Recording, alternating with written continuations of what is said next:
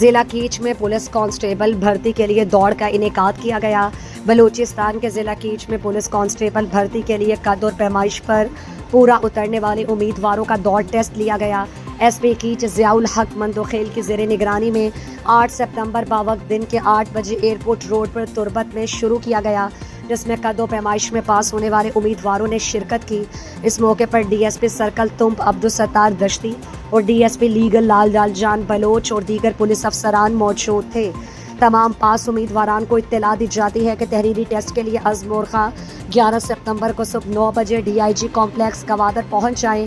S P catch نے مزید بتایا کہ کانسٹیبل پوسٹ کے لیے 30 خواتین سمیت 450 امیدواروں نے کاغذات جمع کروائے، لیکن دوڑ کے لیے 29 خواتین سمیت 382 امیدواروں نے حصہ لیا، جن میں مرد امیدواروں میں 40 دوڑ مقابلے میں فیل، جبکہ تمام 29 خواتین کامیاب ہو کر تحریری ٹیسٹ کے لیے اہل قرار پائیں۔